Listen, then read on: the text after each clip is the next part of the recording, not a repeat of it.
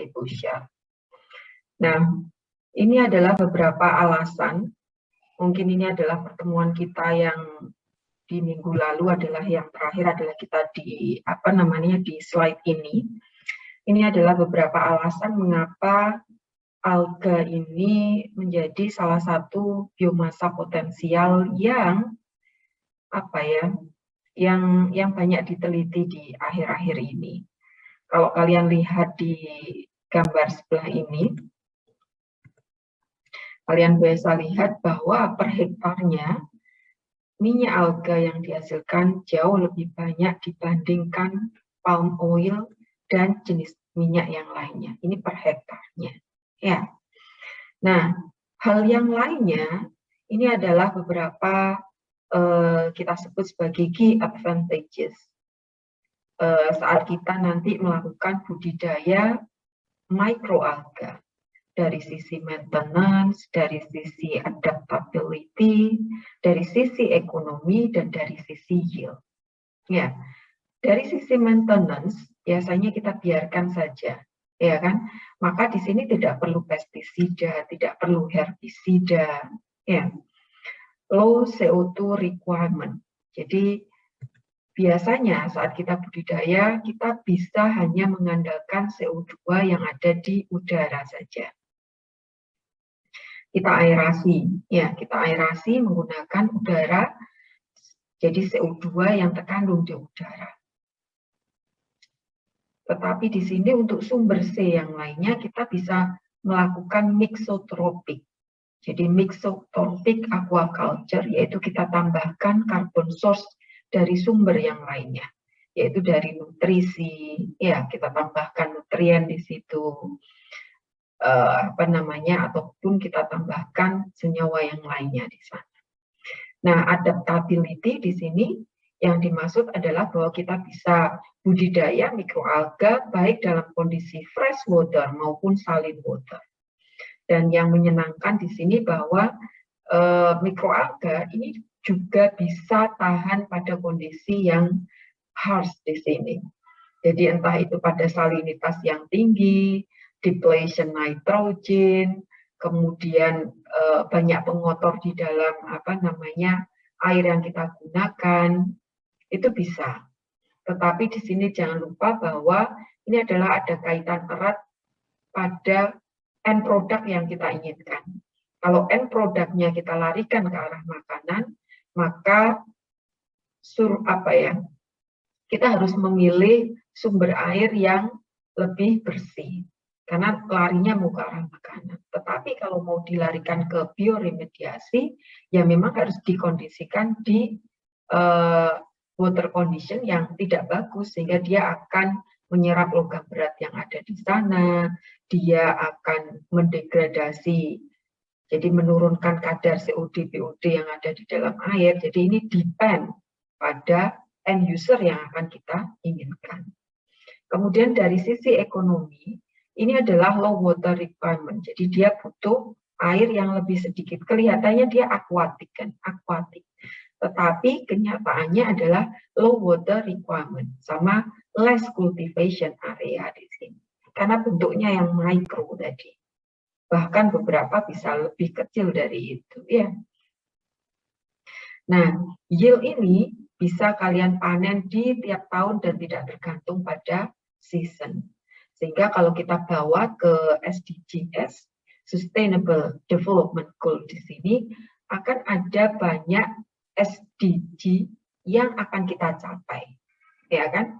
Karena ini kita bisa arahkan ke makanan yang akan menambahkan kandungan protein dan sebenarnya bisa masuk ke zero hungry harapannya, bisa masuk ke whole good health and well-being, ya, bisa masuk ke gender equality karena ini nanti yang akan melakukan budidaya adalah pihak perempuan, bisa untuk clean water and sanitation karena di sini bahwa kita bisa gunakan mikroalga sebagai bioremediation dan sebagainya. Jadi ini akan sangat inline dengan beberapa SDG goals di sini. Jadi ada beberapa SDG yang bisa kita capai dengan melakukan budidaya mikroalga hingga ke end user-nya seperti apa.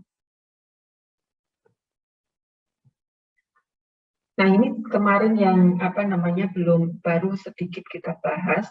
Jadi ini adalah macam-macam mikroalga, ya. Kemudian termasuk komposisinya di sini, ya. Jadi berapakah lipid konten? Lipid konten ini adalah kandungan lipida.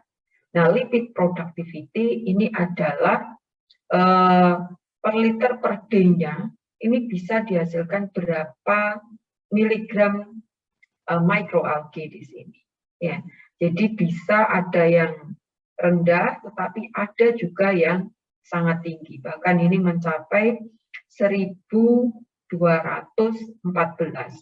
Ya, tetapi di sini kalau kalian lihat bahwa ini akan sangat tergantung pada spesies dari mikroalgae. Ini juga kalian bisa lihat mengenai volumetric productivity, areal productivity, ya. Jadi kita cenderung karena ini larinya adalah untuk ke biodiesel, maka kita fokus ke berapakah lipid productivity di sini. Nah, ini misalnya ini adalah terkait dengan chlorella, ya kan? Chlorella ini ada banyak spesies di sini. Biasanya chlorella ini ditunjukkan dengan warna hijaunya seperti itu, ya. Makanya ini ada chlorella macam-macam. Salah satunya yang kita coba untuk kembangkan di lab ini adalah chlorella vulgaris. Alasan kita memilih chlorella vulgaris, kalau kalian lihat di sini bahwa lipid kontennya itu bisa mencapai 58%. Walaupun ada yang paling rendah adalah 5% di sini. Jadi dalam range di sini. Nah, dia akan memberikan lipid productivity antara 11,2 sampai 40. Ya, ini berdasarkan literatur yang Ibu tulis di bawahnya seperti itu. Nah, alasan lainnya bukan hanya pada kandungan minyaknya saja atau lipid productivity-nya saja, karena kalau kita lihat dibanding ini chlorella proto T coids, ya kan? Ini productivity-nya sangat tinggi dibanding yang ini loh ya. Ya kan? Tetapi kondisi yang lain adalah dia tahan pada harsh condition, less maintenance. Ya. Itulah yang menyebabkan mengapa kita memilih chlorella vulgaris di antara ini yang banyak. Ya. Tetapi ini balik lagi pada end user yang kita inginkan di sini. Nah, sehingga kalau kita ambil dari beberapa literatur, maka kandungan protein daripada chlorella vulgaris itu hampir 50-an%. Ya, kemudian karbohidratnya ini sekitar ya mungkin bisa dikatakan 15-12 karena sampai 55. Kemudian lipidnya adalah dari 5 sampai 56, bisa dikatakan seperti itu. Nah, ini adalah tipikal metodologi dan komponen-komponen yang terlibat pada proses pembuatan biodiesel dari mikroalga. Nah, ini tadi Ibu jelaskan di sini bahwa natural habitat of microalga species, jadi dia hanya butuh yang namanya CO2 untuk bisa hidup. Ya, ini kalau dia dibudidayakan misalnya saja di fresh water, ya kan? Kemudian ini kita bikin yang namanya fotobioreaktor, ya. Terserah ini mau kita bikin dalam bentuk open type ataupun closed type. Open type ini berarti kita bikin dia terbuka nanti. Ya. Kemudian kalau dalam skala lab biasanya sumber daripada cahayanya kita ambilkan dari lampu seperti ini. Tetapi juga kita bisa lakukan mutasi karena di beberapa lab, misalnya lab biokim, itu melakukan mutasi dengan mengatur panjang gelombang pencahayaan. Jadi dia menggunakan lampu misalnya dengan warna merah, warna biru, ya Biasanya kalau di lab kita gunakan warna putih.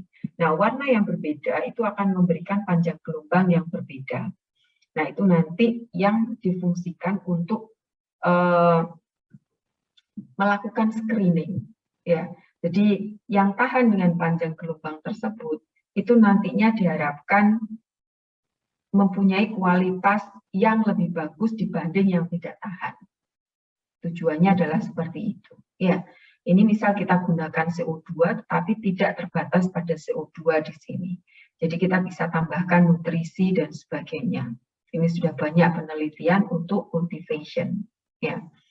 Nah, permasalahannya adalah karena ini bentuknya mikro. Di dalam 1 liter, tadi kalian lihat kan, lipid productivity-nya masih hitungan miligram. 1 liter kalian hanya dapat paling banter 5 gram. Berarti kan kita perlu energi besar banget untuk melakukan drying di sini. Drying di sini bukan hanya yang kita maksud adalah keseluruhan, kita menghilangkan air hingga nanti diperoleh sludge, baru nanti sludge kita lakukan pengeringan untuk mengurangi jumlah dalam skala yang tidak besar seperti itu. Nah, ini bisa kita lakukan beberapa cara. Kita bisa lakukan flocculation, kita bisa lakukan centrifugation, kita bisa lakukan air flotation. Tetapi ini juga tidak menutup di sini. Biasanya kalau di lab, kita akan lakukan centrifugation. Ya, ini kalau di lab biasanya kita lakukan seperti itu. Baru nanti kita akan lakukan oven, supaya kita akan memperoleh dry microalgae biomass. Ini kalau kita bicara mengenai typical metodologi. Dari dry algae biomass ini, kalian akan lakukan lipid extraction. Karena untuk menghasilkan biodiesel, kalian harus mengambil lipidnya terlebih dahulu. Setahu Ibu, untuk mechanical extraction ini tidak berhasil dilakukan. Bahkan yang sebelumnya itu ada kerjasama dengan salah satu universitas di Inggris sana, tetapi beliaunya dari marine engineering seperti itu.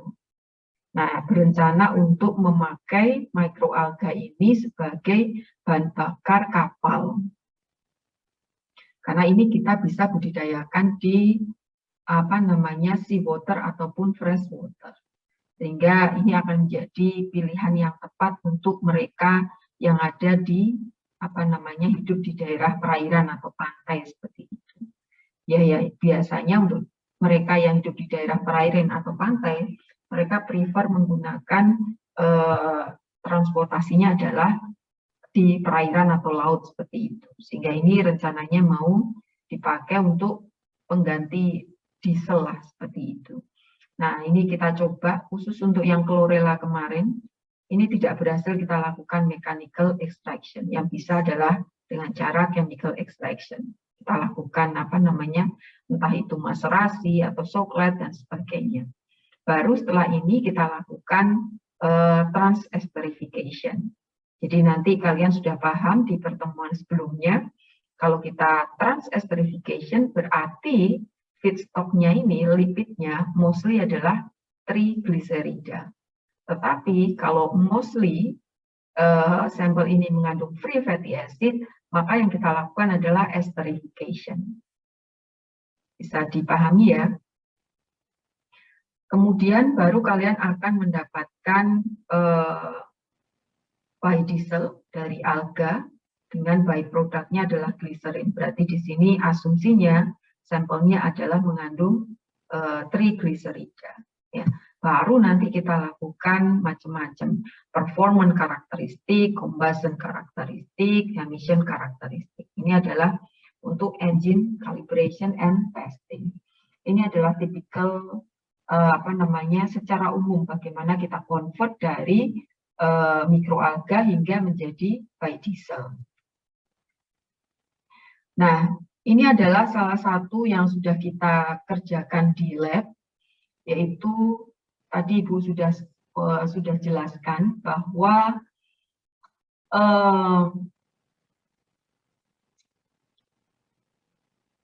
apa namanya permasalahan utama pada apa namanya pada produksi biodiesel dari mikroalga itu adalah tingginya biaya untuk apa namanya pengeringan. Jadi high energy consumption pada proses pengeringan. Karena tadi Ibu sebutkan bahwa di dalam 1 liter apa namanya campuran ini paling kalian hanya akan dapat 5 atau 6 gram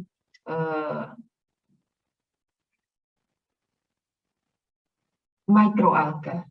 Sehingga bayangin ada cukup banyak air yang harus kalian hilangkan di sini. Maka ini menjadi industrial scale is not reliable. Ya kan? Kemudian beberapa daripada mikroalga itu mengandung fatty acid yang tinggi. Sehingga proses yang harus kita lakukan adalah esterifikasi. Pada proses esterifikasi, transesterifikasi, kita harus pandai-pandai untuk memilih katalis.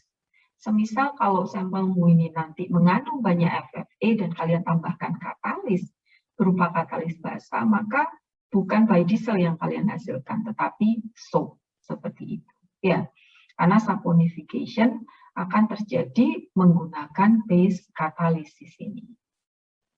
Nah, permasalahannya apa? Kalau di sini tidak dia juga mengandung trigliserida. Maka reaksi transesterifikasi menggunakan katalis asam itu jauh lebih lambat dibanding pakai katalis basah. Sehingga ini kita perlu trade off bagaimana kita tetap menggunakan katalis asam, tetapi proses transesterifikasi juga bisa kita speed up. Nah, permasalahan lain yang belum Ibu ungkapkan pada proses produksi biodiesel di sini adalah dinding daripada atau kita sebut sebagai cell wall-nya ini cukup tebal dan rigid sehingga ini susah untuk solvent itu untuk berdifusi menjadi susah. Nah, beberapa permasalahan ini maka kita propose method yang kita sebut sebagai one-step production of biodiesel from intake wet microalgae using a non-catalytic subcritical water ethanol mixture.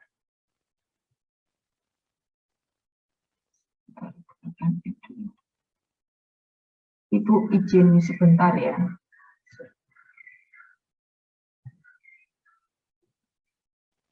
Izin sebentar.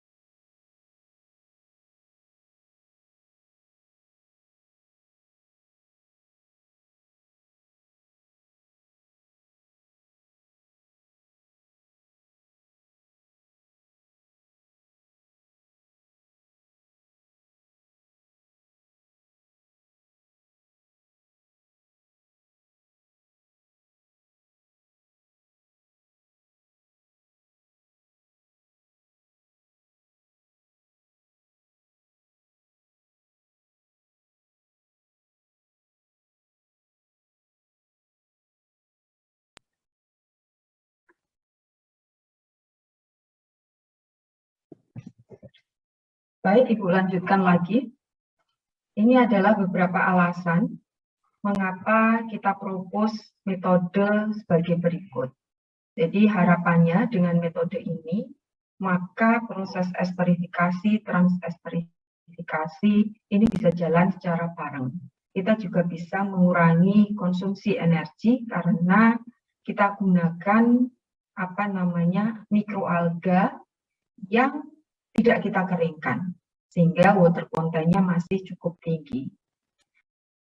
Secara tidak langsung, proses ini nanti juga akan membantu memecah dinding sel mikroalga yang thick dan rigid ini.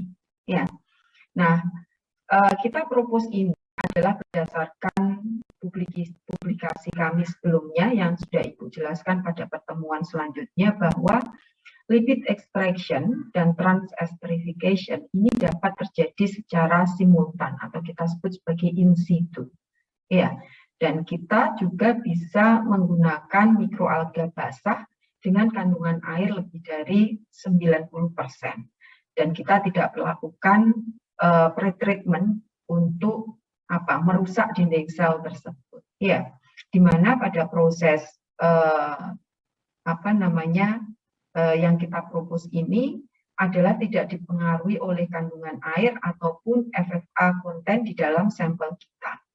Kemudian di sini adalah ramah terhadap lingkungan karena kita tidak menggunakan katalis. Kita sebut di sini non-katalitik. Ya, katalis itu bisa berasal dari mana akhirnya? Dari sifat air itu sendiri. Jadi air pada kondisi subkritis dia bisa bersifat sebagai katalis asam ataupun basa. Kemudian kita juga tambahkan CO2 yang harapannya dia bisa membuat kondisi media ini menjadi lebih asam. Nah, ini adalah kalian bisa lihat mengenai diagram fase daripada air. Jadi ini kalian akan dapat di mata kuliah kimia fisika saat belajar mengenai diagram fase. Nah, critical point daripada air itu tercapai pada tekanan 218, suhunya 374. Ya, kalian masih ingat, maka pada kondisi melewati critical point ini, maka suatu senyawa kita sebut berada pada kondisi superkritis. Pada kondisi superkritis ini, dia akan mempunyai beberapa properti yang mirip antara gas dan air seperti itu. Nah, kondisi subkritis itu kondisi di mana? Kondisi subkritis adalah kondisi di atas boiling point-nya, tetapi dia masih dalam keadaan liquid. Maka pada suhu tinggi, tapi fasenya masih liquid semuanya.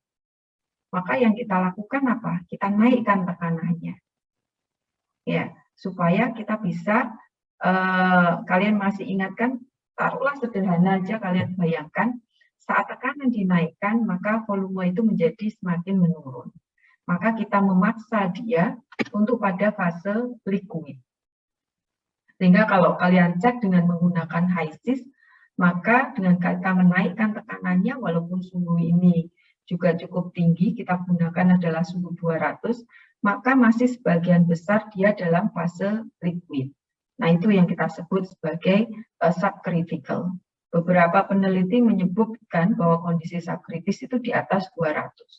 Near subkritis berarti dia mendekati kondisi critical point di sini. Ini hanya beberapa istilah yang dipakai. Nah, ini adalah sebelum kita melakukan ke sana, melakukan ke pembuatan biodiesel secara in situ, maka di awal kita coba untuk mengekstrak. Jadi kalau kita ekstrak dengan menggunakan subcritical water, maka apa yang akan terjadi? Ya, kita bandingkan dengan metode yang umum dipakai, yaitu pakai blind dye biasanya, untuk mencari komposisi daripada minyak mikroalga seperti ini. Nah, ini ternyata dari mikroalga yang kita dapat, ini kita dapat sumbangan dari waktu itu yang orang Inggris itu, kita proses saja selanjutnya karena kita dikasih cukup banyak waktu itu. hampir 1 kilo kalau nggak salah. Jadi ini adalah hasil gas kromatografi. Jadi kalau kita lihat dari gas kromatografi ini bahwa sebagian besar lipid yang dihasilkan adalah dalam bentuk free fatty acid. Dia ada TG sangat kecil, ini seharusnya ada, tapi minor banget. Area segini ini sebenarnya adalah areanya trigliserida. Ini adalah areanya sebenarnya gabungan antara paling di dekat sini adalah areanya trigliserida, agak sini adalah areanya apa namanya DG, kemudian MG. Ya. Tetapi di sini ada senyawa lainnya yang perlu kita identifikasi lagi mencapai 24,78%. Di mana dengan menggunakan Bly Dry ini diperoleh yield minyak mikroalga 10,43. Masih ingat tadi di saat Ibu menunjukkan berapa sih lipid konten daripada Chlorella vulgaris, antara 5% hingga 56%, mungkin seperti itu. Sehingga ini masih dalam range seperti itu. Nah, maka kita coba menggunakan air subkritis, tetapi kita tambahkan kosolvan di sini. Karena apa? Karena kandungan FFA di sini cukup tinggi, maka kita tambahkan kosolvan yang mempunyai polarity index yang harapannya bisa mengambil FFA lebih banyak di sini. Nah, kita coba, ini adalah jika kita tanpa kosolvan, kita gunakan macam-macam kosolvan, mulai heksan, metanol, etanol, etil asetat, dan juga kloroform. Nah, di sini dilihat bahwa jika kita tambahkan etil asetat sebagai kosolvan, kita dapatkan yield lipid yang lebih besar dibandingkan kalau kita tidak tambahkan kosolvan di sini. Termasuk juga kita analisakan apakah dia akan mengganggu di komposisi di sini. Ternyata kalian akan lihat bahwa tetap ada perubahan komposisi, tetapi yang dominan adalah tetap FFA-nya di sini. Bisa dimengerti ya bahwa pilihan solvent yang berbeda maka akan menghasilkan komposisi minyak yang berbeda, termasuk yield minyak yang dihasilkan. Nah, ini yang penting. Nah, di sini apakah dari kosolvent tadi kita coba bagaimana pengaruhnya terhadap waktu ekstraksi. Kita coba mulai dari setengah jam hingga ke 5 jam di sini. Pada kondisi suhu 160, tekanan 80 bar. Ya. Di sini sebenarnya kita prefer menaikkan tekanan supaya kita bisa menurunkan suhu. Ternyata suhu ini mempunyai pengaruh yang lebih signifikan dibanding dengan tekanan. Nanti di akhir akan seperti itu. Ya, termasuk juga di sini adalah kita pelajari pengaruh daripada suhu. Kalian bisa lihat bahwa kenaikan suhu dari 160 ke 200 menaikkan yield dari 53 ke 66. Oke kan? Nah, semua hasil ini sebenarnya kalian bisa ambil di material Science Forum. Di sini ini adalah publikasi kita juga dari lab. Nah, sehingga kita bisa simpulkan bahwa ekstraksi menggunakan subcritical water dari wet dan unbroken microalga secara positif akan mempengaruhi yield daripada minyak yang diperoleh. Tipe-tipe kosolvent ini akan mempengaruhi ekstraksi lipida, ya, di mana hal ini karena dia mempunyai polarity index yang berbeda-beda. Misalnya tadi heksan ini adalah represent solvent dengan polarity index yang rendah, sedangkan metanol adalah represent solvent dengan polarity index yang tinggi. Dan ternyata kosolvent ini mempunyai important role dalam membantu mengambil minyak yang ada di dalam mikroalga yang tidak kita proses apapun. Ya. Kemudian semipolar solvent akan menghasilkan yield minyak yang lebih bagus dibandingkan yang polar seperti metanol dan non polar seperti hexane. Sehingga nanti kita perlu demikian juga di sini dengan waktu ekstraksi akan dihasilkan yang lebih tinggi dan juga suhu yang lebih tinggi. Nah, tadi di sini sebenarnya kita kan propose untuk ini. Saat ini dipresentasikan, data ini belum ada. Tapi sekarang ini sudah ada, termasuk kita juga gunakan yang katalitik, tapi katalisnya adalah green katalis, yaitu kita gunakan deep eutectic solvent sebagai katalis pada proses ini.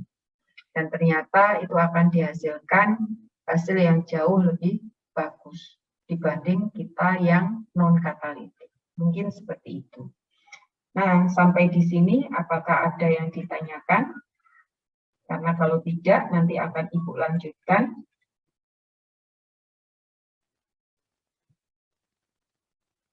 Nah, ini adalah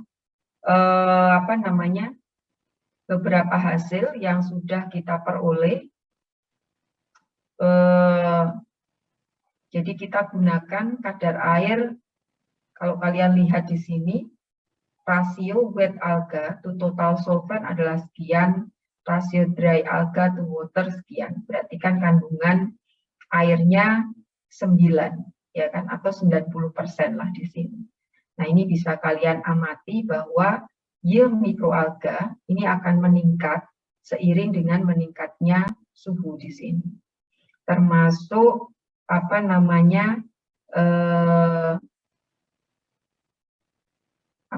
di sini bisa kalian lihat adalah yield biodiesel di sini. Ini adalah yang segitiga, ini adalah yieldnya biodiesel, ini adalah kandungan biodiesel. Ya. Kemudian yang kota ini adalah kandungan FFA. Dia akan menurun dengan meningkatnya suhu sebenarnya. Trennya nanti akan seperti itu. Sedangkan yang kandungan TG-nya, karena ini kita beda dengan sebelumnya, yang ini kita gunakan, kita kultivasi dulu.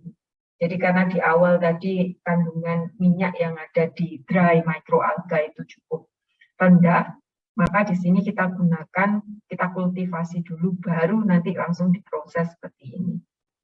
Ya, kalian akan lihat bahwa yield FAEE di sini akan meningkat hingga 70% dengan kenaikan suhu. Termasuk di sini kalian bisa lihat pengaruh waktu reaksi. Jadi kalau sebelumnya dari sisi suhu, next-nya kita lihat adalah dari sisi waktu reaksi, kemudian ini adalah kalau kita tambahkan terus, jadi rasio dry alga sama, kalau kita bawa dia menjadi dry alga dan water 1,9, kita naikkan hingga 1,20. Ternyata dengan ini kenaikan, dia akan cenderung decline, karena setelah kita hitung bahwa air ini juga akan menjadi byproduct pada proses pembuatan biodiesel. Kalau kita punya FFA tadi di awal kita sebutkan FFA plus alkohol, dia akan menjadi biodiesel plus air. Nah, maka jumlah air yang sangat banyak ini akan menggeser reaksi menjadi balik lagi. Kenapa kita akan dapat ini yang rendah di sini? Ya, sehingga kita perlu cara bagaimana supaya air ini bisa larut ke fase yang lainnya. Itu yang kita inginkan. Nah, kita gunakan salah satunya adalah dengan menggunakan DES. Karena DES ini cenderung bisa melarutkan senyawa-senyawa yang polar seperti air. Sehingga walaupun air itu banyak, tapi nantinya dia akan masuk ke DES phase, kasarannya akan seperti itu, sehingga reaksi bisa terus ke kanan. Nah, di sisi lain, kita harap dia juga akan tinggal kita pilih sih di sini des yang sesuai. Ini beberapa hasil yang kita dapatkan terkait dengan ini. Nah, ini kita juga gunakan, tadi Ibu sampaikan, kita gunakan dibutyric solvent sebagai katalis, yaitu campuran antara choline chloride dan acetic acid. Kita juga sudah lakukan thermal decomposition temperature atau TGA untuk mengetahui apakah rasio yang kita gunakan akan terdegradasi pada suhu yang kita gunakan. Ya, jadi ini penting karena kalau dia terdegradasi maka fungsi daripada DES yang kita harapkan menjadi tidak berfungsi. Nah, harapannya DES ini dia akan mempunyai tadi seperti yang Ibu sampaikan, strong ability to absorb water in the esterification reaction.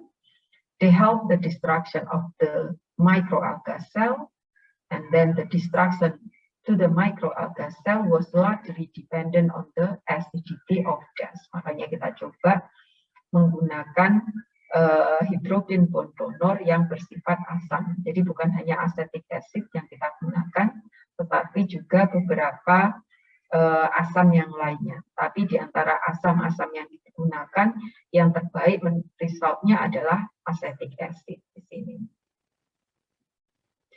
Kita juga sudah melakukan analisa yaitu FTIR dari berbagai rasio tadi, ya. Jadi untuk mengetahui apakah terbentuk ikatan yang baru, ya, dan sebagainya di sini. Kita juga sudah analisakan. Nah, ini ke semua rasio, ya. Jadi hingga ke rasio 1:6 seperti itu.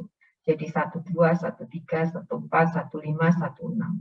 Karena pada suhu 102 itu 70 untuk D1 kita sebut D1 ini masih bisa bertahan. Maka kalau kita gunakan suhu 160 harapannya semua DES ini masih bisa kita gunakan. Nah, ini adalah byproduct yang kemungkinan bisa terbentuk pada proses in situ tadi. Pada proses in situ, apalagi kita menggunakan katalis asam tadi, maka bisa jadi proses hidrolisa juga terjadi karena di dalam mikroalga tadi terkandung sekitar 17% karbohidrat.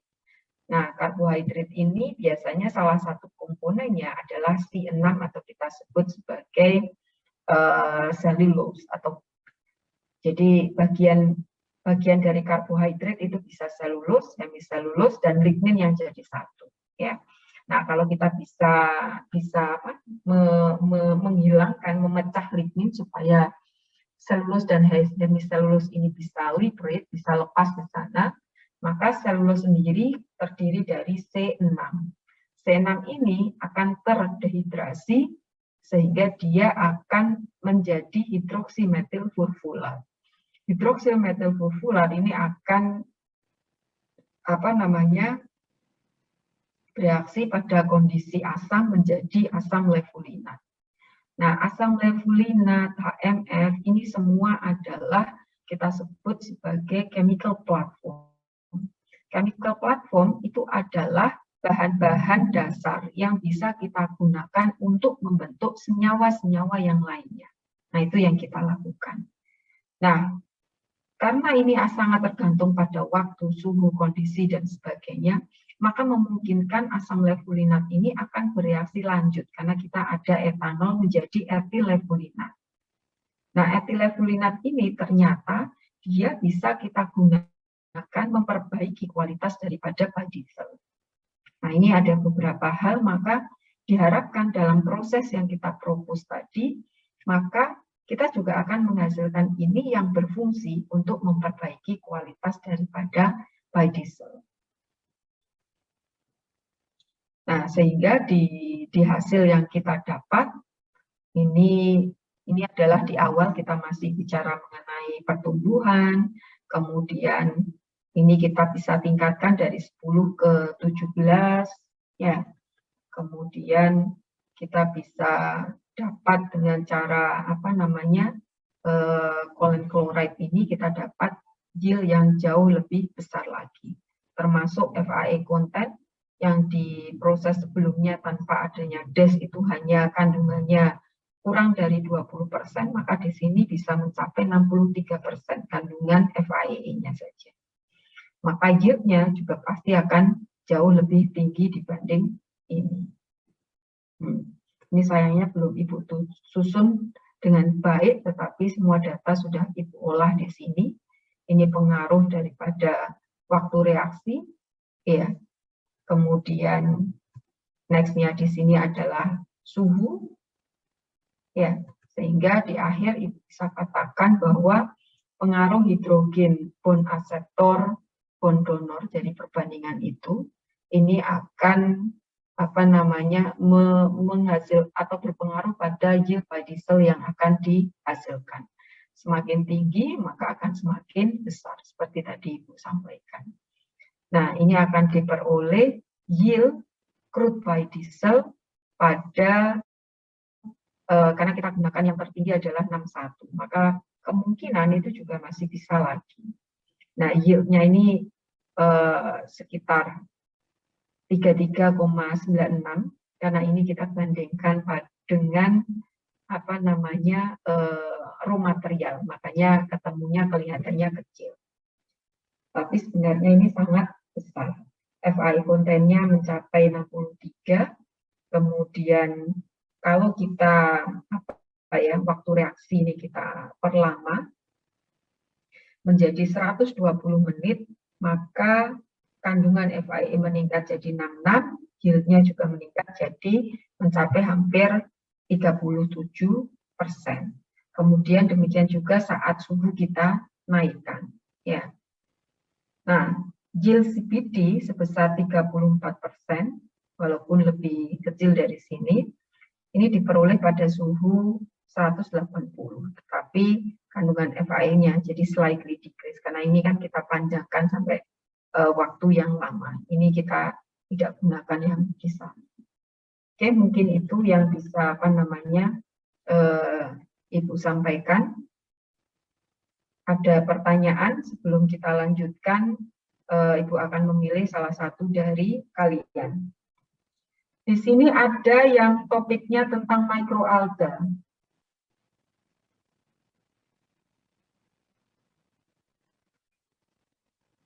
Halo, adakah salah satu dari kalian yang di-assign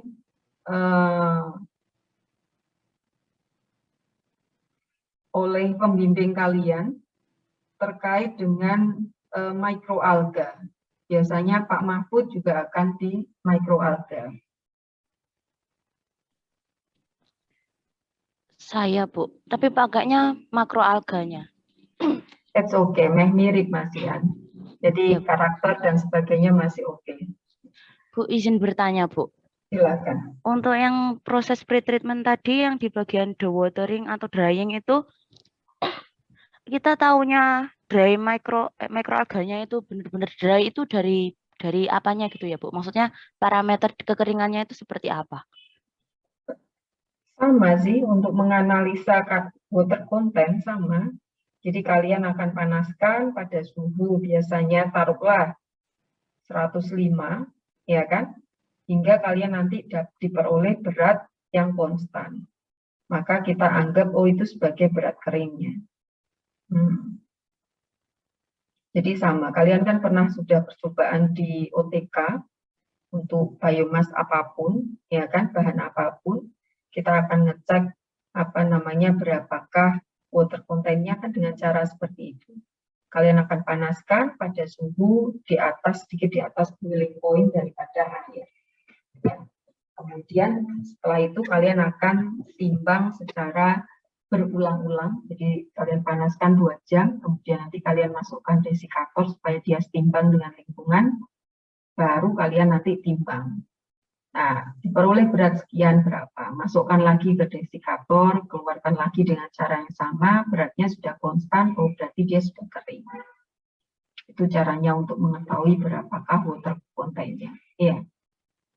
Nah, sehingga next sampelnya Maka karena ini dalam satu batch, kita anggap dia mempunyai water content yang sama. Bisa dimengerti, Ayu? Iya, Bu. Terima kasih. Oke. Yang lainnya ada pertanyaan?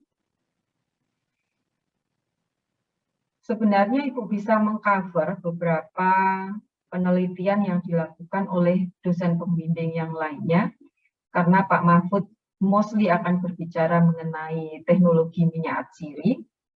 Kemudian Bu Arin sekarang geser ke surfaktan, karena di beberapa penelitian Ibu juga akan menghasilkan surfaktan, tetapi dengan fungsi yang berbeda. Sehingga nanti beberapa proses akan berbeda, tetapi secara garis besar sebenarnya masih bisa untuk dibahas menjadi satu bagian, masih bisa. Kemudian Pak Firman saat ini lebih sering ke preparasi katalis heterogen, ya, jadi katalis padat lah, sehingga harapannya saat proses pemisahan itu jauh lebih mudah dibanding kita menggunakan katalis yang homogen. Kemudian mungkin itu ya, mungkin yang sekarang baru adalah kita ke arah non-organik. Selama ini kita masih banyak bermain di organik, kecuali untuk katalis yang pasti non-organik. Ya, mungkin yang di grupnya Brian itu kan judulnya baru, yaitu terkait dengan ekstraksi atau leaching dari biji emas. Mungkin seperti itu. Itu yang sedikit jauh dari roadmap yang biasanya ada di lab proses, karena ada salah satu S3 kita dari BPPT yang judulnya drop-dropan lah, seperti itu. Tetapi karena prosesnya itu leaching, kita gunakan green solvent, itu masih masuk ke ranahnya Ibu. Ya, jadi masih oke sebenarnya. Hanya nanti mekanisme apa yang mungkin akan sedikit berbeda, karena kalau di biasanya DES ini yang diambil adalah senyawa target kita, tetapi di sini justru dia menghilangkan kotoran yang lainnya, sehingga kandungan emas itu akan meningkat. Jadi seperti itu bedanya, beda di mekanismenya seperti itu. Baik, jika tidak ada lagi pertanyaan, maka mungkin karena Ayu partnernya siapa? Ahmad Habib, Bu. Oke, mungkin Habib bisa presentasi, karena entah kalian nanti produknya jadi apa. Habib sama Ayu, produknya akan diarahkan kemana?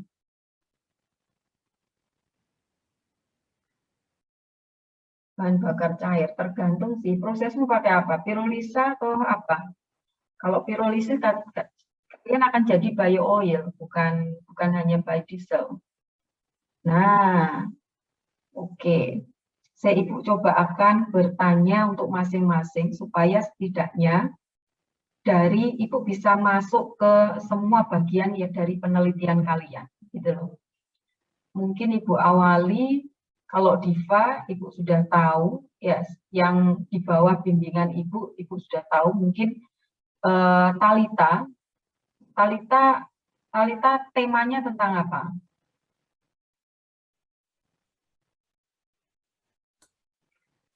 Iya, Bu. Temanya tentang apa, Talita?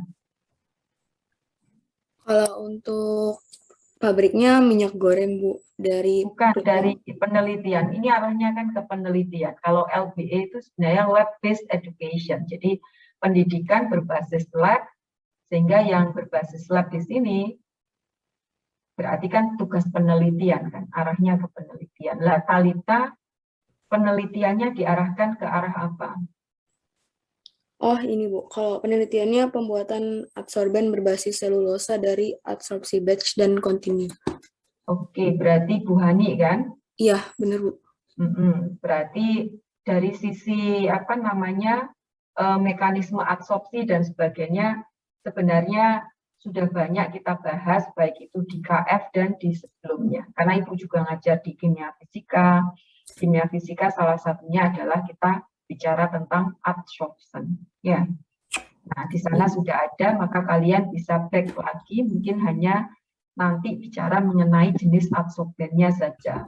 Karena adsorbennya biasanya kalau di KF kita gunakan yang umum, yaitu karbon aktif, tapi di sini kalian spesifik menggunakan bahan yang lebih ramah lingkungan, yaitu berbasis selulus. Jadi mungkin itu saja yang perlu untuk diperdalam. Kalau imroatus? Kalau misalnya saya dan partner saya itu pembuatan pulp dari serat wood atau non-wood dengan metode organosoft diikuti oxygen delignification. Berarti pembuatan pulp kan? Iya. Pulp itu sebenarnya bahanmu kan dari lignoselulosa. Kamu butuhnya selulusnya. Nah, makanya perlu dilakukan delignifikasi. Mungkin nanti bisa Ibu masukkan untuk beberapa proses itu. Ya. Jadi masih oke sih. Oke, jadi untuk imroatus berarti dengan Bu Hani juga. Iya, betul, Bu. Oke. Kalau Richard? Iya, Bu. Kalau saya dan partner saya itu dapatnya surfaktan non-ionik, Bu. Berarti dengan Bu Arin ya? Iya, betul, Bu. Surfaktan non-ionik. Sebenarnya yang dikerjakan nanti oleh Marcel dan juga Diva itu sebenarnya juga masuk kategori sebagai surfaktan non-ionik. Karena kita gunakan bahan bakunya dari minyak dan gliserol. Mungkin seperti itu. Cuman mungkin nanti metodenya yang akan berbeda. It's okay. Kemudian Nur Sofa. Hadir, Bu.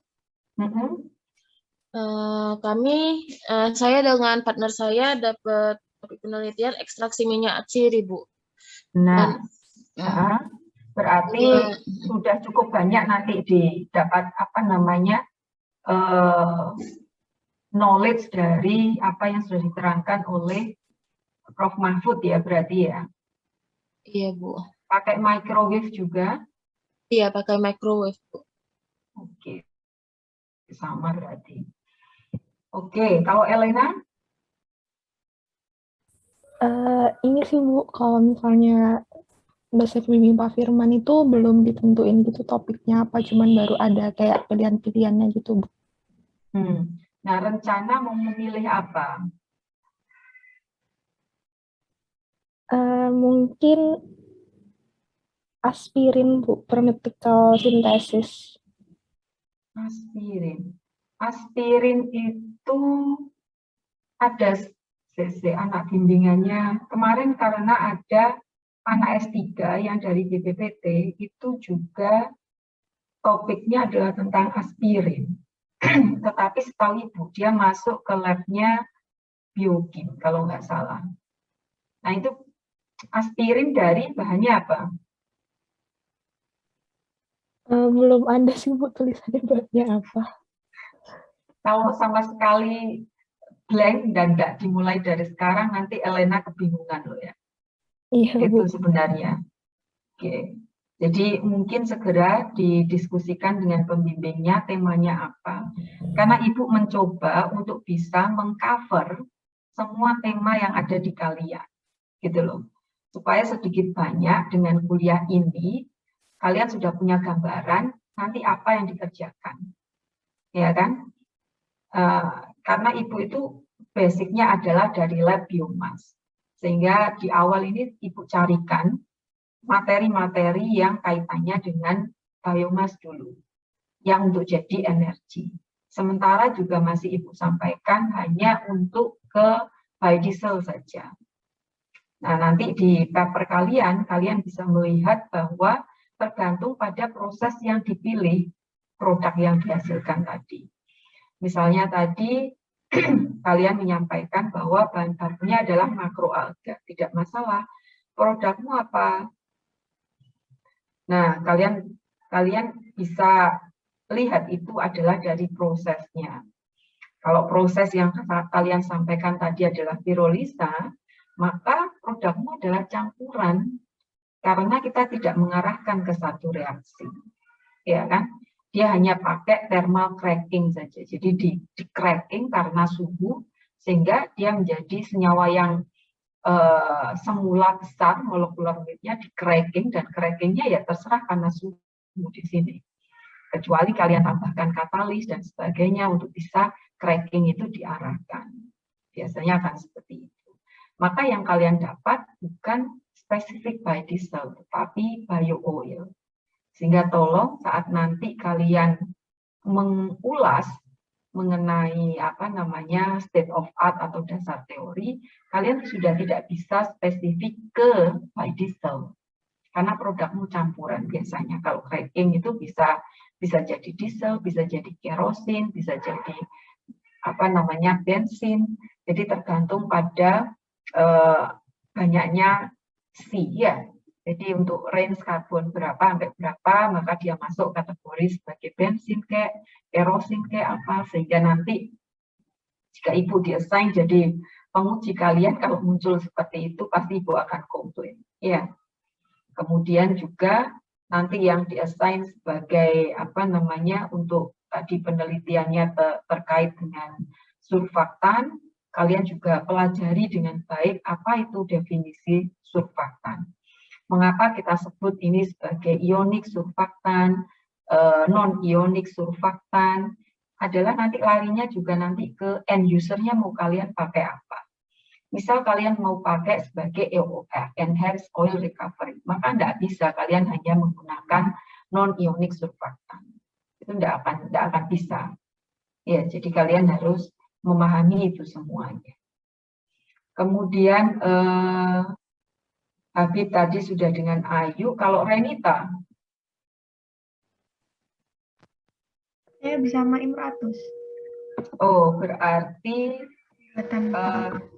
Iya. Terkait dengan Pembuatan pulp dari serat wood atau Oke. I see tadi. Oke, berarti nanti coba Ibu akan yang khusus untuk proses degradasi lignin seperti itu. Ada berbagai macam pretreatment sih, kalian bisa menggunakan physical pretreatment ataupun chemical ataupun biology pretreatment. Tinggal kalian bikin semacam seleksi proses lah, yang akan diarahkan pada treatment yang akan kalian pilih, mungkin seperti itu. Untuk Tuko?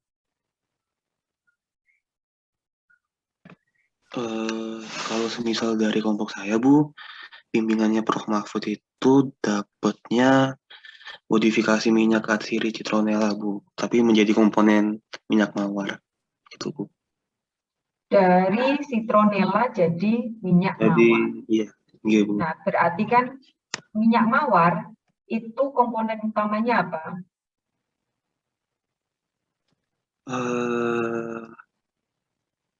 Ini, Bu. Kemarin saya sempat baca sih, Bu, kalau misal minyak mawar itu ini, Bu, kayak vinyl etil alkohol sama rendemen hasil minyak mawar kebanyakan. Enggak ke rendemen, kalau kita maunya ke modifikasi kan, dari sesuatu menjadi sesuatu yang lain kan. Berarti kalian lakukan reaksi atau lakukan apa kan? Kan dari citronella. Citronella ini kan ciri khas dari minyak apa, seperti itu. Kemudian kalian mau jadikan minyak mawar. Minyak mawar itu punya ciri khas di mana? Nah, maka kalian modifikasi supaya senyawa citronella nanti ini menjadi senyawa yang ada di bunga mawar. Nah, itu intinya seperti itu. Sehingga ada berbagai cara yang bisa kalian lakukan. Itu yang Ibu maksud tadi. Bisa dimengerti ya? Jadi kalau kalian amati di sini, tidak semua tugas akhir itu ada di perkuliahan yang kalian lakukan. Ada yang benar-benar baru, tapi ada juga yang tidak juga. Ya, tidak dalam arti ini sesuatu yang sudah kita pelajari, misalnya yang tadi cerita mengenai adsorpsi, maka kita sudah sangat familiar. Kita ada praktikum adsorpsi, kita ada kuliah yang membahas tentang adsorpsi juga, gitu loh. Tapi berarti kan dari sisi mekanisme, dari sisi apanya, itu sudah kita bisa ada di textbook kita. Mungkin yang kita tambahkan adalah kita bandingkan kalau pakai adsorben yang lainnya. Mungkin seperti itu saja. Untuk Rafida,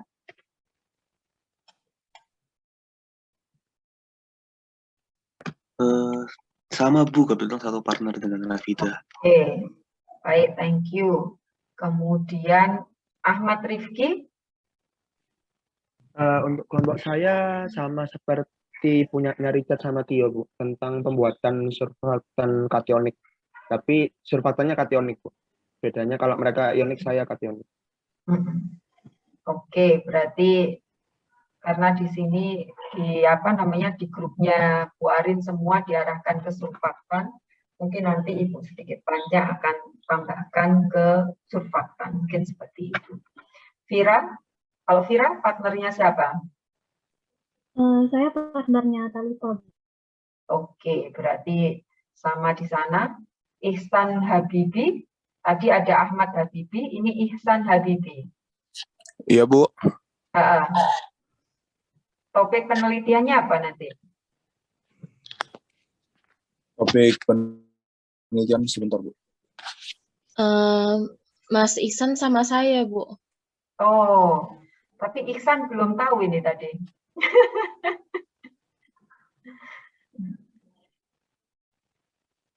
Masih di mute Ihsan.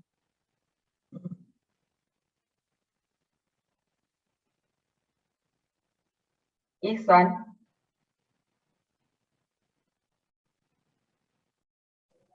Iya, Bu. Kok tadi sampai belum tahu gimana? Sebentar, Bu. Saya kelupaan, Bu.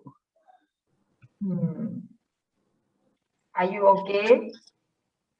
Oke, Bu. Ini, Bu. Ekstraksi minyak arsiri pakai metode MHD atau SFME, Bu. Apa itu SMFE tadi? Solvent free microwave extraction, Bu. Oke, masih banyak bacemannya, enak kalian ya. Di lab masih banyak bacemannya. Mungkin tadi yang belum ada bacemannya punyanya Elena. Ya, kalau jadi milih aspirin ya. Tetapi itu mungkin di lab tidak ada bacemannya. Tapi yang lainnya disebutkan tadi di lab sudah banyak bacemannya, jadi mungkin masih mudah lah seperti itu. Sang Aji.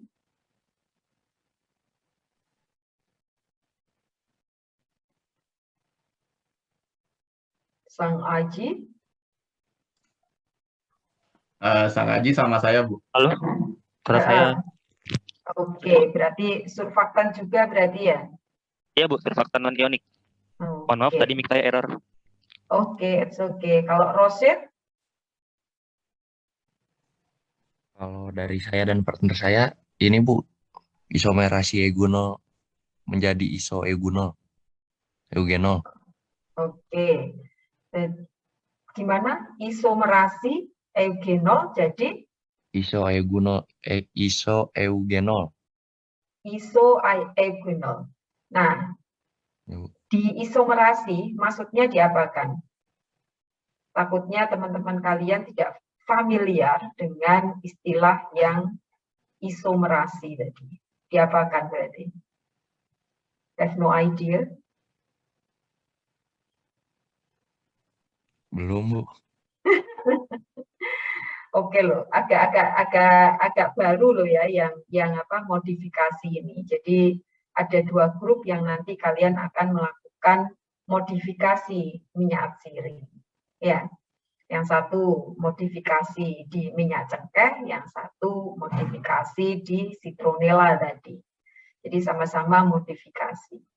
Sehingga mungkin sudah sedikit banyak kalian petani ya, supaya nanti kalian itu ada yang kita sebut sebagai novelty lah. Tidak kita mengulang apa yang sudah dikerjakan orang lain. Ya, kalau kalian hanya duplicate, maka itu tidak kita sebut sebagai penelitian, tapi praktikum. Beda ya, penelitian dan praktikum. Praktikum itu kita ngulang apa yang sudah orang lain kerjakan. Tetapi kalau penelitian, kita memperbaiki apa yang orang lain lakukan. Atau kita berusaha menemukan sesuatu yang baru. Nah, itu kita sebut penelitian. Makanya research. Kalian search yang berkali-kali.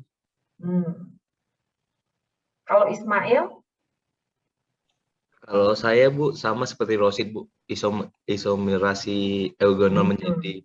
I see. Kalian harus mulai baca-baca di kimia organik gitu. Jadi beberapa hal itu di mata kuliah dasar itu bisa kalian sebagai acuan untuk dasar teori. Kalau kita mau bermain, kalian mungkin tidak pernah membayangkan mengapa kita gunakan ada transesterifikasi, tetapi yang satu pakai katalis asam, satu pakai katalis basa. Rate of reaction-nya itu katalis basa jauh lebih cepat dari katalis asam. Mengapa itu terjadi? Sebenarnya kalian sudah dapat saat mata kuliah kimia organik. Bagaimana kalian sudah mengenal ada SN, reaction, dan macam-macam. Itu sebenarnya arahnya ke sana. Sehingga nanti beberapa yang larinya ke reaksi, kalian back lagi ke kimia organik. Supaya nanti lebih bisa memahami mekanisme terjadinya reaksi dan sebagainya. Iya. Untuk Silviana? Saya sama dengan Elena, Bu, tadi. Belum decided ya. Masih judulnya apa gitu. Arno Saga? Saya sama Rifki, Bu. Surfaktan kationik. Oh, berarti anak bimbingnya Bu Arin cowok semua ini? Iya, Bu. Oke. Baik, kalau Fikri? Kalau saya pembuatan gula alkohol, Bu. Gula alkohol, bahan bakunya Ya. dari porang. porang. Oke. Bu. Dari porang itu akan mengandung banyak glukomanan. Iya, betul. Ya kan? Nah, glukomanan itu masuk kelasnya adalah karbohidrat. Ya kan? Nah, berarti kan backbone-nya dia adalah sama. Entah itu C6 atau berapa. Tapi ini ngomongnya nanti akan dijadikan gula, berarti backbone-nya ya dia C6. Kalian nanti yang akan bermain di beberapa biomasa, jadi terutama biomasa yang komponennya itu adalah selulus, hemiselulus, kalian pelajari sedikit banyak mengenai gula-gula ya, karena itu sebagai backbone-nya. Kalau lipid biasanya backbone-nya itu adalah free fatty acid. Sehingga ada lipid dia yang binding dengan karbohidrat, ada lipid yang dia binding dengan protein, ya. Demikian juga dengan kalau kalian sudah deal dengan yang namanya selulus, hemiselulus, ini kan komponennya adalah selulus biasanya C6, kalau hemiselulus ini C5. C5 ada macam-macam, C6 juga ada macam-macam, ada C4 juga ada, C3 juga ada. Nah, itu kalian sedikit banyak nanti harus belajar ke arah sana. Karena kalau tidak, nanti kalian nggak akan dapat esensi daripada penelitian kalian yang sedikit lebih dalam. Teguh Sukindra, dari tadi banyak keluar masuk karena apa di awal tadi? Mohon maaf Bu, karena jaringannya di sini agak jelek Bu, jadi sinyalnya hilang-hilang gitu Bu. Nah, tinggal di mana? Di Madiun Bu, di kabupaten Bu. Oh, padahal di kabupaten ya, masih nggak terlalu bagus. Oh iya, kalian semua diminta pembimbing ke lab kapan? Sudah ada informasi belum?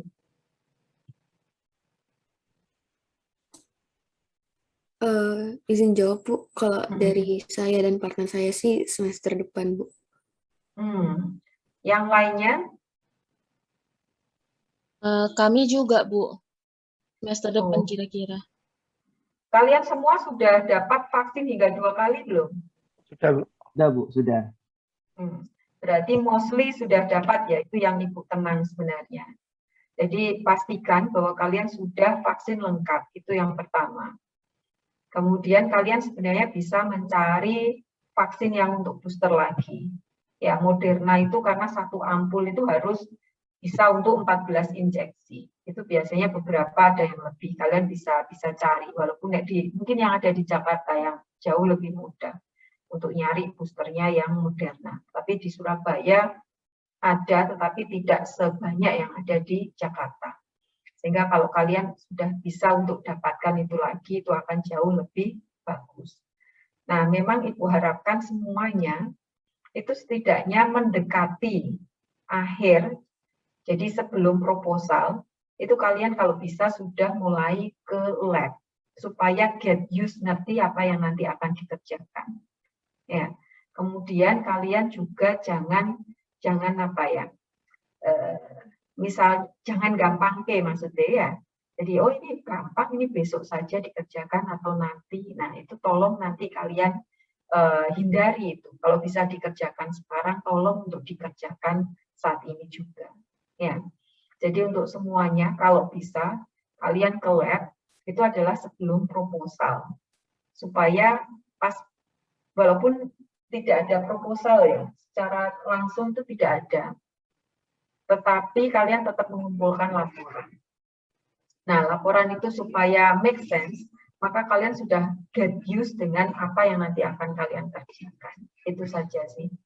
Dengar kabarnya kan tidak ada proposal, tetapi hanya progres sama ujian akhir saja.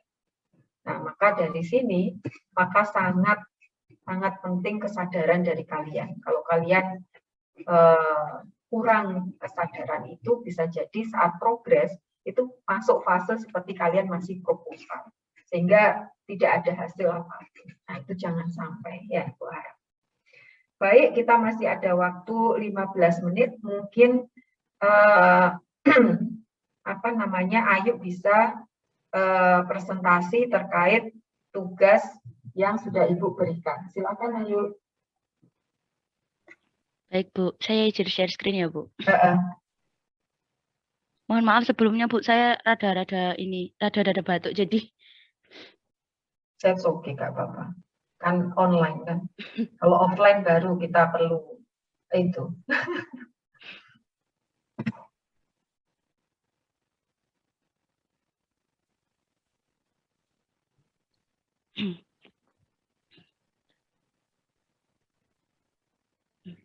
Jadi di sini kemarin ada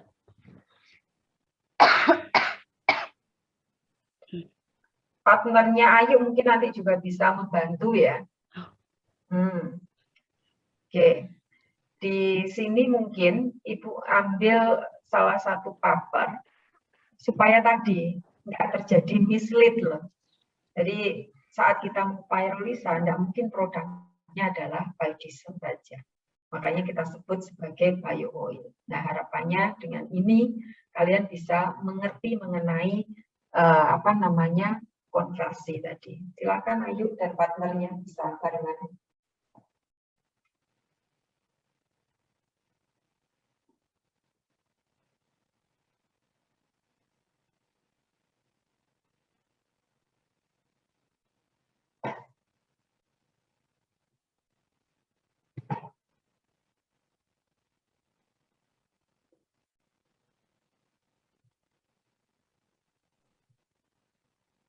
sebentar Bu, ini share screen-nya nggak mau jalan.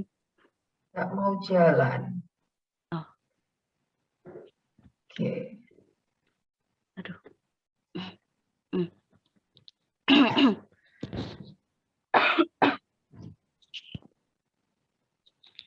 Jadi yang kemarin itu dapat dari ibunya paper yang berjudul energi, di mana dengan judul Life Cycle Assessment of Biofuel Production from Microalgae via Various Bioenergy Conversion System. Yaitu penilaian siklus hidup produksi biofuel dari mikroalga melalui berbagai sistem konversi bioenergi. Yang pertama yaitu dengan abstrak, mikroalga adalah bahan baku alternatif untuk produksi biofuel dan telah dianggap potensial bioteknologi. Namun, sistem produksi biofuel industri dari mikroalga masih sangat mahal dan tidak cocok. Selain itu, proses kompleks dan dapat diubah yang terkandung dalam bioenergi yang berbeda, sistem konversinya membuat sulit untuk membandingkan sistem ini secara wajar. Penelitian ini bertujuan untuk mendapatkan sistem industri berbasis mikroalga yang optimal, menggunakan penilaian siklus hidup, dan untuk menyatukan ketidakpastian disebabkan oleh perbedaan dari setiap prosesnya. Dari proses ini terdapat dua jenis sistem konversi bioenergi yang dimodelkan dan dibandingkan, yaitu transesterifikasi, pencairan hidrotermal, dan pirolisis untuk diesel terbarukan, serta pencernaan anaerobik tanpa atau dengan pretreatment hidrotermal untuk produksi biogas. Dampak dari siklus hidup dari sistem ini dikuantifikasi dalam rasio energi bersih atau disebut NERS dan emisi gas rumah kaca atau GRK. Hasil penelitian menunjukkan bahwa sistem pencernaan anaerobik dengan hidrotermal pretreatment lebih layak secara industri dan ramah lingkungan pada skala industri karena rasio energi bersihnya rendah yaitu 0,71 dan emisi gas rumah kacanya 60,84 gram CO2. Meningkatnya penipisan bahan bakar fosil global dan dampak buruknya efek pada lingkungan telah menarik minat yang luas dalam sumber energi alternatif, khususnya bioenergi terbarukan. Bioenergi terbarukan dapat diperoleh dari berbagai bahan baku seperti tanaman pangan, biomasa, lignoselulose, dan biomasa mikroalga. Di antara bahan baku tersebut, mikroalga adalah potensi sumber energi alternatif karena tingkat pertumbuhannya yang cepat, CO2 yang tinggi, kapasitas fiksasi, dan kebutuhan area yang rendah. Tambahan, mikroalga dapat menyediakan sejumlah besar karbohidrat, protein, dan lipid yang selanjutnya dapat diubah menjadi berbagai biofuel termasuk diesel terbarukan, bioetanol, dan biohidrogen.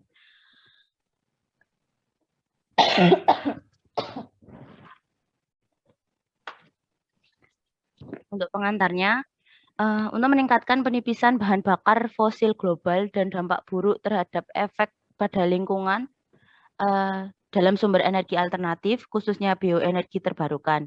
Bioenergi terbarukan dapat diperoleh dari berbagai bahan baku, seperti tanaman pangan, biomasa, lignoselulose, dan biomasa mikroalga. Di antara mereka, mikroalga adalah potensi sumber energi alternatif, seperti yang dijelaskan sebelumnya tadi.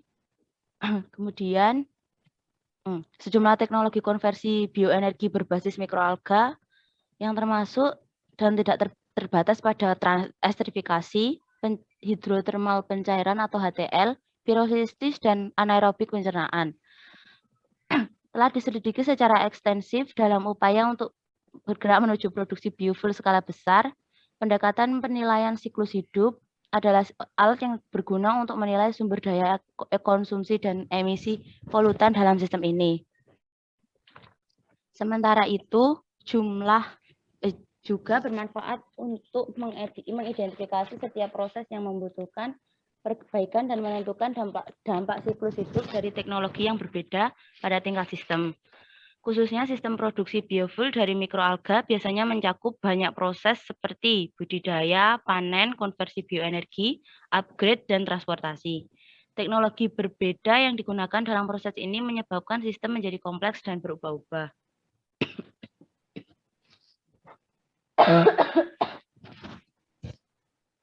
Berdasarkan proses budidayanya, mikroalga dapat tumbuh di alam terbuka, kolam raceway atau ORP, dan fotobioreaktor tertutup atau PBR, menggunakan air tawar, air laut, atau air limbah.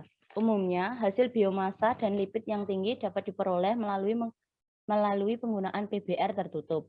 Meskipun begitu, banyak peneliti berpikir bahwa budidaya dari ORP adalah pilihan terbaik karena biaya yang lebih rendah dan konsumsi energi relatif terhadap PBR. Bedanya, pendapat tersebut disebabkan oleh perbedaan konsumsi energi, investasi peralatan, dan karakteristik mikroalga di proses budidaya yang berbeda. Berdasarkan proses pemanenannya, teknologi konversi bioenergi yang berbeda membutuhkan air yang berbeda dan dalam selari mikroalga atau bubur mikroalga. Untuk lebih spesifiknya, air kandungan bubur mikroalga selama transestrifikasi berkisar dari 70% hingga 88% untuk ekstraksi basah, tetapi berkisar 5-90% untuk ekstraksi kering. Pirolisis umumnya membutuhkan kadar air yang lebih rendah sekitar 20%. Sedangkan kadar air yang dapat ditoleransi dari rentang AD dari 86% menjadi 95%. Bentuk dan nilai masukan energi berhubungan erat dengan kadar air dari selari mikroalga dan untuk metode konsentrasi seperti pengendapan, sentrifugasi, filtrasi, flokulasi, dan flotasi. Ada beberapa hasil yang bertentangan dari berbagai peneliti mengenai dampak pada siklus hidup produksi biofuel dari mikroalga.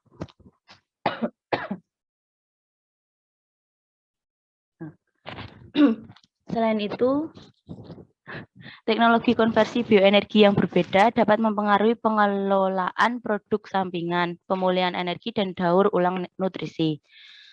Menurut Soratana dan kawan-kawan menemukan bahwa semakin tinggi kuantitas produk sampingan menghasilkan dampak lingkungan yang lebih sedikit selama transestrifikasi dan fermentasi mikroba dari mikroalga. Namun, menurut Benion dan kawan-kawan mengusulkan agar pembakaran besar jumlah produk samping, yaitu arang dan gas, sebagai bentuk energi pemulihan akan menyebabkan emisi gas rumah kaca yang tinggi selama pirolisis dari mikroalga. Rekomendasi umum tentang sistem optimal tidak seefektif yang kita harapkan sebelumnya karena untuk varians dalam proses dan seluruh desain sistem. Kemudian sistem yang disarankan yang optimal dengan membandingkan teknologi yang berbeda akan menimbulkan kontroversi. Jadi penelitian ini bertujuan untuk menyatukan ketidakpastian yang disebabkan oleh ketidaksesuaian tersebut antara setiap proses dan biofuel berbasis mikroalga produksi dan untuk membangun berbagai sistem yang mencakup berbagai teknologi konversi bioenergi. Dua biofuel mikroalga umum yaitu diesel terbarukan melalui proses transestrifikasi, HTL, dan pirolisis, serta biogas melalui proses AD atau dan dievaluasi dalam sistem LCA batas. Dampak siklus hidup dikuantifikasi dalam hasil jaringan rasio energi atau NER dan emisi gas rumah kaca. Selain itu, sensitivitas dari setiap proses dianalisis.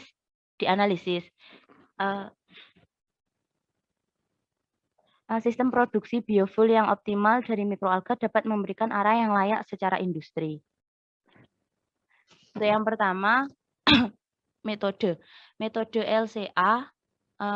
Produksi mikroalga berbasis produksi biofuel berbasis mikroalga dilakukan menggunakan perangkat lunak OpenLCA sesuai dengan pedoman ISO yang diterima sebagai kerangka konsensus untuk LCA. Dalam studi ini, kerangka ISO mencakup 4 fase: definisi tujuan dan ruang lingkup, analisis inventaris, penilaian dampak, dan penilaian perbaikan. Metode CML digunakan untuk menganalisis dampak lingkungan sesuai dengan input atau output dari bahan dan energi dalam persediaan siklus hidup. Aliran energi dan material dalam sistem yang berbeda didasarkan pada data yang berasal dari sumber akademik dan inventaris yang dibawa pada unit dan proses transformasi serupa yang dijelaskan dalam basis data ENCO-INVENT. Di mana definisi tujuan dan ruang lingkup dari penelitian ini adalah untuk mengevaluasi efektivitas energi dan dampak lingkungan dari produksi biofuel berbasis mikroalga melalui sistem yang mencakup konversi bioenergi yang berbeda dengan batas sistem yang ditunjukkan pada gambar 1 di bawah, di mana untuk cultivation dengan proses ORP dan harvesting dengan settling atau centrifugation, kemudian akan menghasilkan bioenergi dengan bioenergi conversion yaitu transestrification, HTL, pyrolysis, AD without pretreatment, dan AD with pretreatment. Di mana nanti untuk proses HTL ini membutuhkan stabilization dan hidroproses untuk menghasilkan renewable diesel. Dan sedangkan untuk AD without pre-treatment dan AD with pre-treatment, biogas upgrading dengan pressure water dan mendapatkan biogas yang sudah terupgrade. Persediaan meliputi budidaya mikroalga, pemanenan mikroalga, konversi bioenergi, dan peningkatan biofuel serta transportasi. Untuk jalur untuk konversi energi, bioenergi diklasifikasi menjadi 2 kelompok, seperti yang saya jelaskan tadi. Kemudian, berdasarkan hukum pertama termodinamika, pembakaran biofuel gas atau biogas dan cair atau diesel terbarukan untuk menghasilkan energi yang sama atau setara. Dengan demikian, produk biofuel akhir atau biogas dan diesel terbarukan yang berasal dari biokonversi yang berbeda sistem sebanding. Meskipun karakteristik pembakaran di mesin berbeda dan dapat menyebabkan perbedaan emisi polutan, dampak lingkungan yang disebabkan oleh pembakaran atau penggunaan biofuel yang dihasilkan dari luar batas yang ditetapkan batas tidak dipertimbangkan dalam penelitian ini. Untuk menghapus kompleksitas dari hasil yang diprediksi karena variasi dalam hasil biofuel, satu energi yang sama di biofuel dianggap sebagai unit fungsional.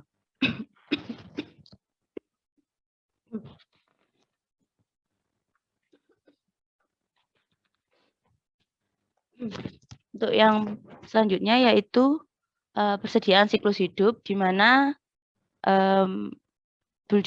budidaya mikroalga atau microalgae cultivation. Mengingat biaya modal dan konsumsi energi selama proses budidaya, ORP dipilih untuk menumbuhkan mikroalga Chlorella vulgaris dalam penelitian ini. Luas efektif masing-masing ORP adalah 1000 meter atau panjang 100 meter dan lebar 10 meter dengan kedalaman 0,3 meter.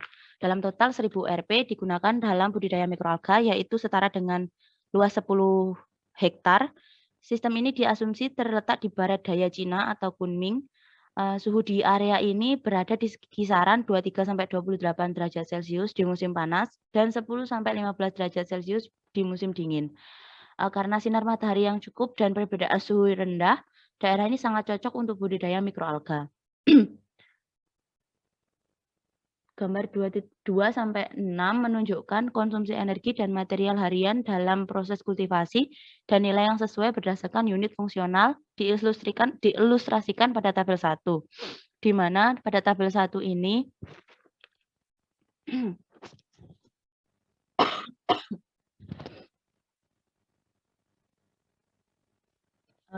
dibedakan menjadi value untuk deskripsinya mikroalga cultivation process, value satunya yaitu value dari untuk sertifikasi sistem. Iya Bu? Ibu bisa interupsi. Iya.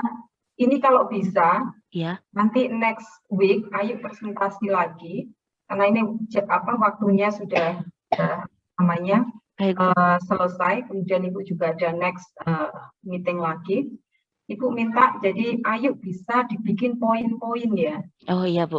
Nah, jadi nanti di minggu depan Ayu langsung presentasi duluan, baru nanti Ibu yang akan ngasih materi selanjutnya. Jadi Ibu nanti akan setidaknya bisa mengcover semua penelitian yang kalian lakukan di sini. Ya, jadi Ibu minta tolong ini dibikin poin-poin dan nanti di minggu depan dipresentasikan kembali. Berarti dari awal ya Bu, diambil intinya aja ya Bu ya? Iya, betul. Baik Bu. Hingga ini kan mau baca paper seperti ini kan jadi nanti akan butuh waktu sangat panjang. Ya, jadi nanti disampaikan ke teman-temannya mana yang akan menjadi poin-poin yang penting yang akan disupport oleh tabel dan gambar. Baik, mungkin Ayu bisa stop share dulu. Iya, Bu. Oke, terima kasih untuk Ayu dan nanti Pak-nya bisa membantu sehingga nanti di minggu depan kalian bisa presentasi yang jauh lebih baik mungkin seperti itu. Ibu ucapkan terima kasih atas kehadirannya semua di sini. Untuk kode presensi sudah Ibu share di sana. Sehingga nanti untuk minggu ini mungkin kita off dari salah satu tugas karena ini tadi belum kita presentasikan, mungkin seperti itu. Next-nya mungkin Ibu akan yang mencari papernya supaya ya apa namanya, kalau enggak kalian harus nyari sendiri sih, cuman baiklah hanya satu paper gitu masih Ibu bisa carikan. Baik, Ibu mohon maaf jika ada perkataan yang tidak berkenan. Ibu akhiri perkuliahan kita hari ini. Wassalamualaikum warahmatullahi wabarakatuh. Waalaikumsalam. Waalaikumsalam warahmatullahi wabarakatuh. Terima kasih.